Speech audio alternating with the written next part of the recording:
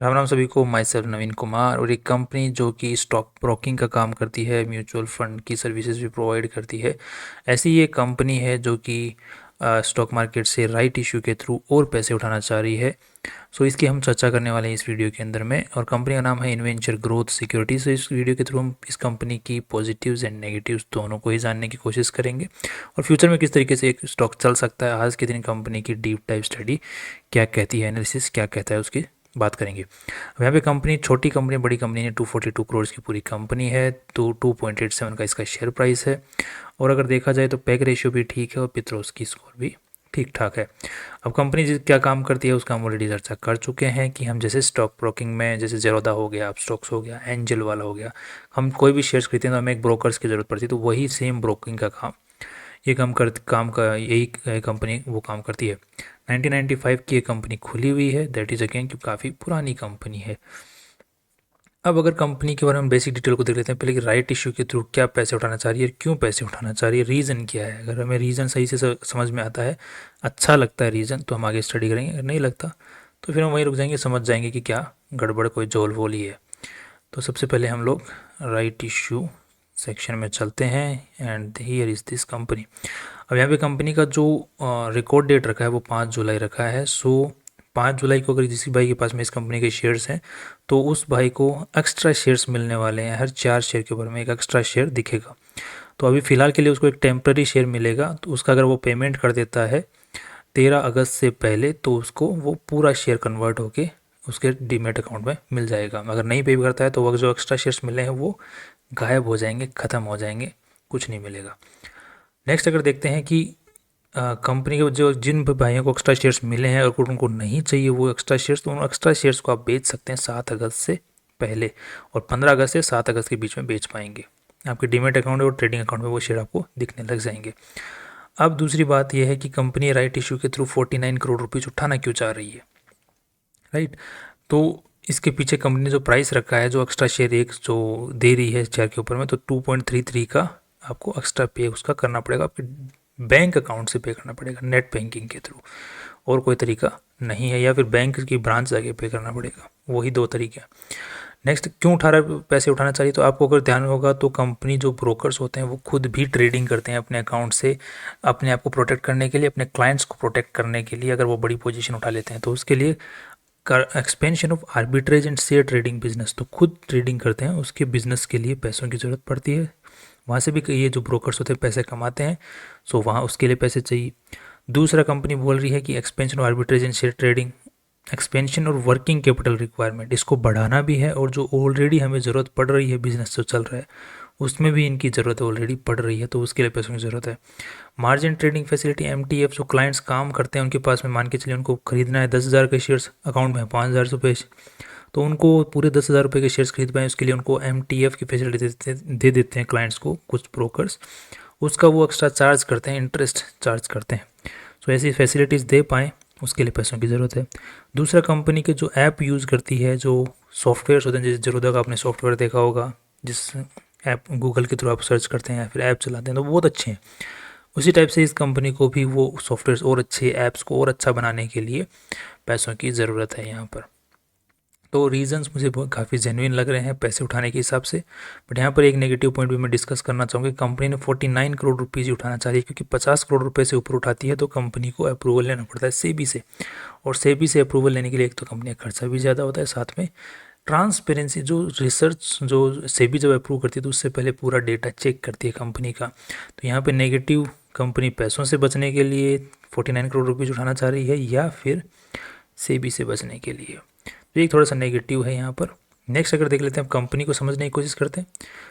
सो ये हम ऑलरेडी देख चुके हैं, कंपनी का प्राइस, छोटी कंपनी है ऑलरेडी। अब अगर हम चार्ट को देखते हैं, कंपनी के प्राइस चार्ट को, तो ये अभी रिसेंटली पिछले 4-5 साल के अंदर में 6 रुपये के पास में जाके आई है, हाई बना के आई है।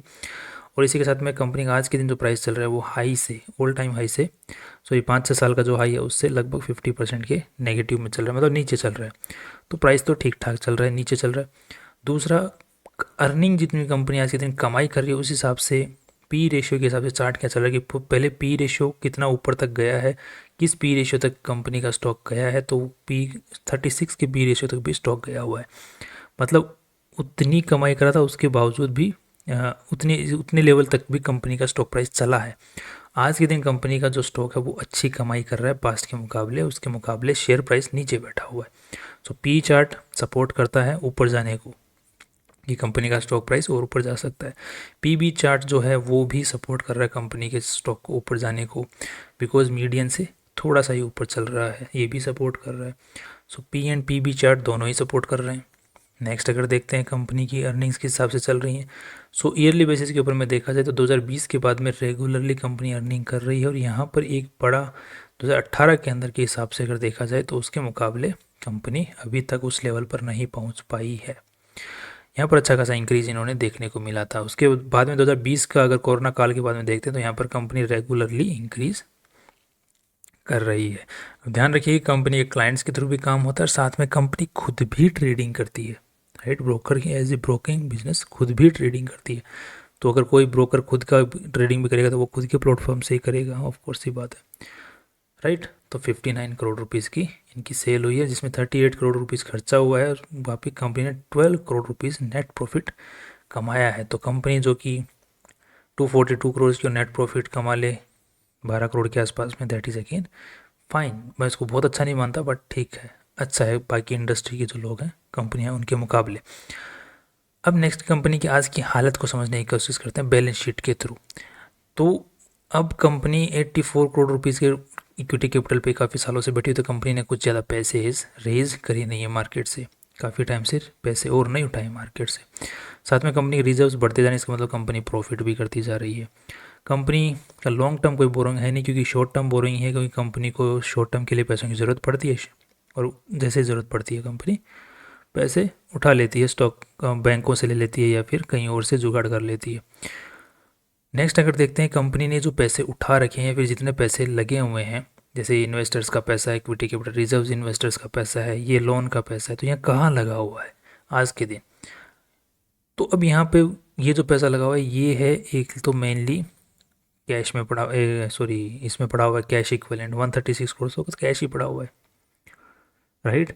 सेकेंडली देखा जाए तो शॉर्ट टर्म लोन दे रखा है, तो शॉर्ट टर्म लोन की फॉर्म में कि ऐसा लोन जो कि इसी साल आ जाएगा कंपनी के पास में वापस, ऐसा कोई लोन दे रखा है। और कंपनी जिस टाइप के बिजनेस में उसमें शॉर्ट टर्म लोन्स दे देती थी कंपनी, एमटीएफ की फैसिलिटी दे देती है, उस टाइप किसी भी तरीके से कंपनी फैसिलिटेट करने के लिए क्लाइंट्स को शॉर्ट टर्म लोन देती है, तो वो भी पैसा ठीक है। तो आज के दिन अगर कंपनी की देखा जाए तो 242 करोड़ की कंपनी है, राइट। और लगभग 200 से ज़्यादा करोड़ तो कंपनी के पास में एसेट्स लिक्विड में पड़े हुए हैं, राइट। 136 करोड़ से और 280 करोड़ के आसपास में। सो जितनी कंपनी की वैल्यू उससे ज़्यादा तो कंपनी के पास में लिक्विड एसेट्स की फॉर्म में पैसा पड़ा हुआ है। यहाँ पे थोड़ा सा रिस्क है कि शॉर्ट टर्म जो बोरिंग है कंपनी ने लोन दिखा तो रखा है, क्या ये रिकवर हो पाएगा, ये रिस्क तो हमेशा रहेगा, कि बिजनेस के अंदर रिस्क तो हमेशा रहेगा कि पूरा पैसा नहीं ना रिकवर हो पाए, तो ये रिस्क तो है। बट स्टिल हम लोग मान के चल लेते हैं कि 280 करोड़ कंपनी के पास में इन हैंड है, जो पैसा है शॉर्ट टर्म है, इसी साल आ जाएगा। दूसरा, कंपनी के पास में अगर फिक्स्ड एसेट्स की फॉर्म में देखा जाए तो कंपनी के पास में बिल्डिंग है जिससे 10 करोड़ रुपए की उसकी वैल्यू है, राइट। इसके साथ में इक्विपमेंट्स वगैरह इनकी तो चलो टाइम के साथ में वैल्यू घटती जाती है। दूसरे इंटेंजिबल एसेट्स की वैल्यू, कंपनी के पास में लाइसेंस है स्टॉक ब्रोकिंग का, उसकी अपनी एक वैल्यू है स्टॉक ब्रोकिंग के लाइसेंस की। तो इंटेंजिबल एसेट्स की फॉर्म में भी कंपनी के पास में 1.89 करोड़ पड़े हुए हैं, राइट। तो और बिल्डिंग की फॉर्म में ये पड़ा हुआ है पैसा। अब मैं ये नहीं बोल रहा कि बिल्डिंग कंपनी की खुद की है कि किराए पे है लॉन्ग टर्म के लीज के ऊपर में, बट कंपनी के अगर डेटा को यहाँ पे उठा के चेक करते हैं तो मुझे लग रहा है कि कंपनी की खुद की ही होनी चाहिए, देर आर चांसेस, बिकॉज यहाँ पर हमने उस चीज़ को देखने की कोशिश की थी। तो जिस हिसाब से कंपनी की वैल्यू, ये देखिए यहाँ पर, ये जो एनुअल रिपोर्ट है 2023 की, उस क्योंकि अभी 2024 की जो एनुअल रिपोर्ट है वो भी आई नहीं है। यहाँ पर हम लोग देख पाएंगे बिल्डिंग की फॉर्म में कंपनी के पास में जो नेट वैल्यू है बिल्डिंग की वो बची हुई है उस एनुअल रिपोर्ट के हिसाब से 8 करोड़ 30 लाख रुपए की। तो बिल्डिंग की फॉर्म में कंपनी के पास में फिक्स्ड एसेट भी पड़ा हुआ है, साथ में इंटेंजिबल एसेट्स की फॉर्म में भी कंपनी के पास में पैसे पड़े हुए हैं। जिसको इंटेंजिबल एसेट्स और टेंजिबल एसेट्स में फ़र्क क्या होता है, कोई भी जैसे बिल्डिंग हुई उसको हम छू सकते हैं, फर्नीचर लगा हुआ है ऑफिस में उसको हम छू सकते हैं, गाड़ी है तो उसको हम छू सकते हैं कि हाँ ये एसेट है, गाड़ी है। इसी तरीके से कंपनी को लाइसेंस मिला हुआ है, राइट। मान के चलो कि आपको ठेके का लाइसेंस मिल गया दारू बेचने का, तो अब आप लाइसेंस का कागज़ है, कागज़ को थोड़ा छुपाओगे, कागज़ को तो छुपाओगे, बट वो आप लाइसेंस को ना लाइसेंस का मतलब आपके पास में पावर है वो काम करने की, लोगों के पास में नहीं है। तो वो पावर जो है, पावर को आप कैसे छुओगे, वो तो है आपके पास। तो इसी टाइप टाइप से इंटेंजिबल एसेट्स उनको कहते हैं जिनको आप छू नहीं पाते हैं, बट वो पैसा कमा के देते हैं हमें, राइट। तो वो जो ठेके बेचने की जो पावर है वो हमें पैसा कमा के देती है, क्योंकि हमारे पास लाइसेंस है उसका। इसी टाइप से कंपनी के पास में कंप्यूटर सॉफ्टवेयर्स हैं जिनकी हमको छू नहीं सकते हैं, बट वो कंपनी को पैसा कमा के देते हैं, वो एसेट हो गए, इंटेंजिबल एसेट। मेंबरशिप पड़ी है स्टॉक ब्रोकिंग की, तो उसकी एक कंपनी की वैल्यू है, तो वो कंपनी के पास में 3 करोड़ की उसकी वैल्यू पड़ी हुई है। So these are things intangible assets की। तो ओवरऑल देखा जाए तो कंपनी की बैलेंस शीट के अंदर में अच्छा खासा पैसा पड़ा हुआ, और साथ में ही कंपनी 50 करोड़ के आसपास में फिर उठा रही है। तो लगभग देखा जाए तो 350 करोड़ के आसपास की कंपनी की एसेट्स पड़े हैं, और कंपनी के आज के दिन 242 करोड़ रुपीज़ की वैल्यू चल रही है। तो आई थिंक फ्यूचर के हिसाब से अगर देखा जाए तो एसेट वाइज देखा जाए तो कंपनी के पास में एसेट्स ज़्यादा पड़े हुए हैं और कंपनी की वैल्यू कम है। सो कंपनी अंडर वैल्यूड दिख रही है पूरे मामले के हिसाब से देखा जाए तो। नेक्स्ट देखते हैं कंपनी के जो मुझे थोड़ा सा नेगेटिव पॉइंट भी नज़र आते हैं। शेयर होल्डिंग पैटर्न्स को अगर हम यहाँ पे चेक करेंगे तो प्रमोटर्स कुछ खास है नहीं इसके अंदर में। मेन प्रमोटर जो है जिसका नाम है कांजी बच्चू भाई रीता, तो ये जो मेनली है ये काफ़ी टाइम से बने हुए हैं और ये अपने शेयर्स नहीं बेच रहे हैं, राइट। बाकी जो प्रमोटर्स हैं वो छुटमुट वो आ रहे हैं जा रहे हैं निकल रहे हैं, बट ये कंटिन्यूसली बने हुए हैं, बट इनका जो स्टेक है वो बहुत कम है, तो दैट्स नेगेटिव। बाकी इसके अलावा अगर देखा जाए तो बाकी 73% के आसपास में शेयर होल्डिंग पब्लिक के पास में ही है। सो ये थोड़ा सा नेगेटिव पॉइंट है, इसको हम कंसिडर करना पड़ेगा हमें। सो और तीसरी चीज़ अगर मैं आपको बताना चाहूँ, कंपनी का जो ऐप है IGSL ट्रेड, इसके 10,000 डाउनलोड्स हैं, बट इसके जो रिव्यूज़ हैं, जो अगर आप ऐप स्टोर के अंदर मोबाइल में चेक करोगे तो रिव्यूज़ कुछ ज़्यादा अच्छे नहीं है, कमेंट्स ज़्यादा अच्छे नहीं हैं। और कंपनी ने ये बोला भी है कि हमें अपने सॉफ्टवेयर्स को सुधारने के लिए पैसों की ज़रूरत है। तो कंपनी का वेबसाइट को भी चेक कर पाएंगे यहाँ पे, और यहाँ पर इन्होंने सारे के सारे लाइसेंसेस की वगैरह इन्फॉर्मेशन दी हुई है। आप अकाउंट भी खुलवाना चाहें तो खुलवा सकते हैं हमारी तरफ से, बिल्कुल भी हम वो स्पॉन्सर नहीं कर रहे हैं इसको, कंपनी रिसर्च कर रहे हैं। इनकी वेबसाइट को आप चेक कर सकते हैं, ये शेयर बाज़ार के म्यूचुअल फंड्स वगैरह सब बेचते हैं अपनी वेबसाइट के ऊपर में, तो मुझे अच्छे लगा अब तक। नेक्स्ट अगर देखते हैं कंपनी जिस हिसाब से अर्निंग कर रही है फ्यूचर का, क्योंकि जैसे 20 साल कंपनी ने 12 करोड़ रुपए कमाए हैं, तो फ्यूचर में भी कमा पाएगी कि नहीं कमा पाएगी, उसकी अगर बात करें तो कंपनी अभी तक पैसे किस हिसाब से कमा रही है, तो उसके लिए हमें कंपनी का फिर से एनुअल रिपोर्ट में जाना पड़ेगा, राइट, कि पिछले साल कंपनी ने किन किन चीज़ों से कमाई की है, तो उसकी चीज़ों की हमें पता चल जाएगा। तो यहाँ पर हम लोग देख पाएंगे, 1 सेकेंड, ये वीडियो बनाते वक्त ये थोड़ा लैपटॉप मेरा ढंग से चलता है थोड़ा, ठीक है। तो यहाँ पे कंपनी बोल रही कि इंटरेस्ट के जो कंपनी के पास में पैसे पड़े हुए हैं उनको वो कंपनी या तो लोगों को किराए वो ब्याज पे दे के पैसा कमा रही है, या फिर बैंक के अंदर में डिपॉजिट टर्म डिपॉजिट करवा के पैसा कमा रही है, या फिर MTF की फैसिलिटी दे करके पैसा कमा रही है। तो ब्याज का पैसा कंपनी 15 करोड़ रुपए कंपनी ने 2023 में कमाया था। दूसरा जो कंपनी का इन रेवेन्यू सोर्स है वो है डिविडेंड इनकम। कंपनी ट्रेडिंग करती है शेयर्स के अंदर में, तो कुछ शेयर्स को कंपनी होल्ड भी करती है, तो वहाँ से कंपनी ने कुछ पैसा कमाया है। कंपनी ने ब्रोकिंग का बिजनेस है, क्लाइंट्स को डील करती है, तो वहाँ से कंपनी ने 17-18 करोड़ रुपए कमाए हैं। रिसर्च एंड एडवाइजरी की फीस जारी करती है, तो वहाँ से 30 लाख रुपए कंपनी ने वो कमाए हैं। कमीशन कंपनी ने कमाए हैं, जैसे म्यूचुअल फंड भी अपने प्लेटफॉर्म से बेचती है, तो उसमें भी कंपनी ने कमाए हैं। और नेक्स्ट सेल ऑफ शेयर्स से वहाँ पे 12 करोड़ रुपए कंपनी ने अगेन कमाए हैं, शेयर्स का खरीद बेच करके, शेयर्स को बेच के। तो कंपनी के पास में अच्छी खासे जो सोर्सेज हैं, एक तो ब्रोकिंग से और दूसरा लोन के ऊपर पैसे देने के थ्रू से, तो ये दोनों ही सोर्सेज कंपनी के रह जाने वाले हैं और इनके इंक्रीज होने के ही चांसेस जैसे जैसे क्लाइंट्स बढ़ेंगे, तो दैट इज़ अगेन गुड। और जो कंपनी पैसा मांग रही है, जिस किस लिए मांग रही है, अगर वो रीजंस के लिए ऊपर कंपनी पैसा खर्च करती है, तो ये कमाई जो है फ्यूचर में बढ़ने की उम्मीद है, राइट। तो आई होप कि मेरा तो जो व्यू बन रहा है कंपनी को लेकर के वो थोड़ा थोड़ा पॉजिटिव की साइड ही बन रहा है, बिकॉज ऑफ कंपनी बिजनेस ठीक कर रही है, रेवेन्यू कमा रही है, इंक्रीजिंग ऑर्डर में रेवेन्यू है, प्रॉफिट्स कंपनी अच्छे खासे निकाल पा रही है। अभी स्टॉक मार्केट का बूम भी है मार्केट में, तो अच्छी अच्छी कंपनियां भी प्रॉफिट निकाल पा रही हैं। साथ में काफ़ी पुरानी कंपनी है, 1994 के आसपास की इस्टेब्लिश्ड कंपनी है। बैलेंस शीट को अगर देखा जाए तो आज के दिन एसेट्स कंपनी के पास में अच्छे खासे हैं, जितना कंपनी का वैल्यू चल रहा है उससे भी ज़्यादा पड़े हुए हैं।